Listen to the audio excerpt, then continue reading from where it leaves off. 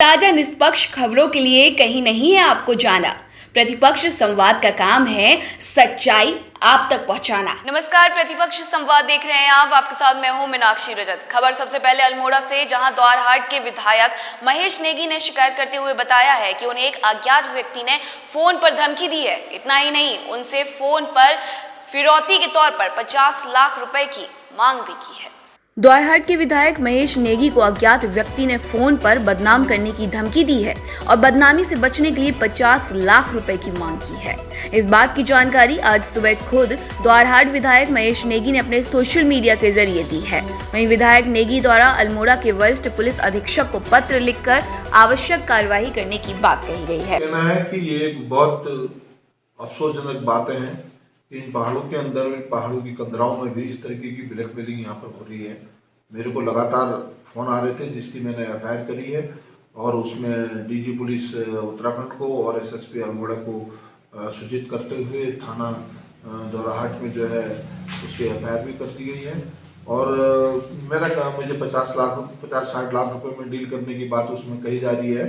तो मेरा कहने का मतलब है कि अगर इस तरह की कोई मेरी अगर वीडियो है या कुछ अन्य चीज़ उसके पास है, मैं खुलेआम इस मंच से कहना चाहता हूं कि उसको सार्वजनिक किया जाए। चिपको आंदोलन के प्रेरणा स्रोत रहे सुंदरलाल बहुगुणा का 94 वर्ष की आयु में निधन हो गया है। लंबे समय से कोरोना संक्रमण का उनका इलाज चल रहा था, लेकिन आज शुक्रवार के दिन उन्होंने अपनी अंतिम सांस ली।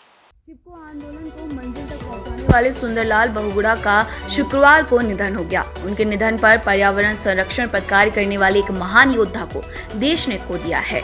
कोरोना के चलते पिछले कई दिनों से एम्स में उनका इलाज हो रहा था, लेकिन शुक्रवार को उनका निधन हो गया। 94 साल के सुंदरलाल बहुगुणा का नाम पर्यावरण के क्षेत्र में बेहद इज्जत से लिया जाता है। उनके जाने से उत्तराखंड को एक बड़ी क्षति पहुंची है। मुख्यमंत्री तीरथ सिंह रावत ने विश्व प्रसिद्ध पर्यावरणविद और पद्म विभूषण सुंदरलाल बहुगुणा के निधन पर गहरा शोक व्यक्त किया है। मुख्यमंत्री ने कहा कि चिपको आंदोलन को जन जन तक का आंदोलन बनाने वाले सुंदरलाल बहुगुणा का निधन न केवल उत्तराखंड और भारतवर्ष बल्कि समस्त विश्व के लिए अपूरणीय क्षति है। सामाजिक सरोकारों और पर्यावरण के क्षेत्र में आई इस रिक्तता को कभी नहीं भरा जा सकेगा। पूर्व प्रधानमंत्री स्वर्गीय राजीव गांधी की आज पुण्यतिथि है। इस अवसर पर उत्तराखंड के कांग्रेस पार्टी ने जगह जगह पर कार्यक्रम आयोजित किए और उन्हें पुष्पांजलि अर्पित की। पूर्व प्रधानमंत्री स्वर्गीय राजीव गांधी की पुण्यतिथि पर कांग्रेस पार्टी ने उन्हें याद किया। जिला कांग्रेस पार्टी के कार्यालय में आयोजित कार्यक्रम में उनके चित्र पर पुष्प सुमन अर्पित किए गए।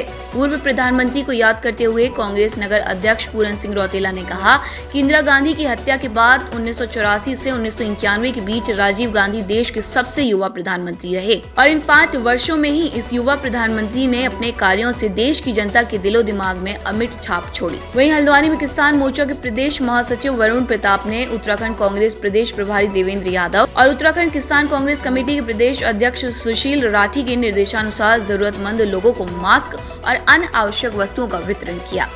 106 वर्ष की लंबी आयु पूरी करने वाली और इतिहास रचने वाली रुद्रप्रयाग की रहने वाली गुंगरा देवी ने आज अपनी अंतिम सांस ली। इतने लंबे जीवन में ना ही उन्होंने कभी अस्पताल के चक्कर काटे और ना ही कभी किसी ने उन्हें दवाइयां लेते हुए देखा।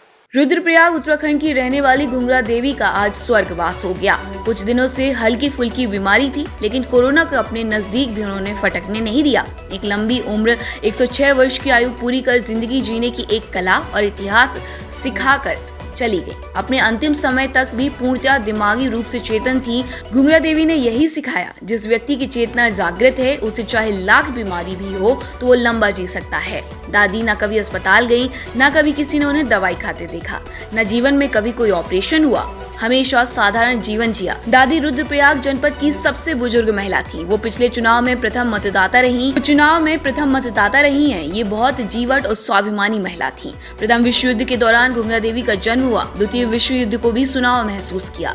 देश के स्वतंत्रता आंदोलन और अंग्रेजों का राज भी दादी ने देखा। उसके पश्चात स्वतंत्र भारत के आज तक के दौर को भी उन्होंने देखा। गुंगरा देवी एक जागरूक महिला थी और उन्हें गांव के हर परिवार की खबर थी। इतनी उम्र होने के बाद भी अपने नाती पोतों के नाम तक याद थे। शतकवीर गुंगरा देवी को प्रतिपक्ष संवाद परिवार का अंतिम। कोरोना संक्रमण की चेन तोड़ने के लिए लगाए गए कोविड कर्फ्यू के बीच आम लोगों की परेशानियों को देखते हुए सरकार ने 21 मई के दिन सुबह 7 बजे से लेकर 12 बजे तक राशन की दुकानें खोलने के साथ ही किताबों की दुकानें खोलने के भी आदेश दिए थे। लेकिन बाजारों में आज भीड़ को देखकर ऐसा प्रतीत हो रहा था कि लोग कोरोना का डर बिल्कुल भूल गए हैं। कोरोना संक्रमण की चेन तोड़ने के लिए लगाए गए कोविड कर्फ्यू के मध्य सरकार द्वारा जनता की परेशानियों को देखते हुए शुक्रवार को 21 मई को बाजार में राशन की दुकानों के साथ साथ ऑनलाइन शिक्षा ग्रहण कर रहे बच्चों की सुविधाओं के लिए बुक सेलर्स की दुकानें सुबह 7 से दिन के 12 बजे तक खोलने के आदेश जारी किए गए थे। सरकार की मंशा थी कि इन दुकानों को खोलने से बाजार में कुछ हद तक भीड़ कम होगी, लेकिन आज का नजारा देख ऐसा लग रहा था जैसे जनता के मन में कोरोना को लेकर किसी प्रकार का भय नहीं है।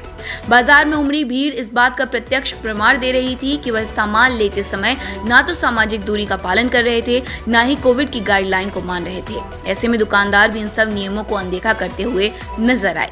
अधिकांश दुकानों पर ना तो सैनिटाइजर की व्यवस्था थी और ना ही सामाजिक दूरी के लिए गोले बनाए गए थे। और फिलहाल खबरों में मेरे साथ इतना ही। देखते रहिए प्रतिपक्ष संवाद। नमस्कार। ताजा निष्पक्ष खबरों के लिए कहीं नहीं है आपको जाना।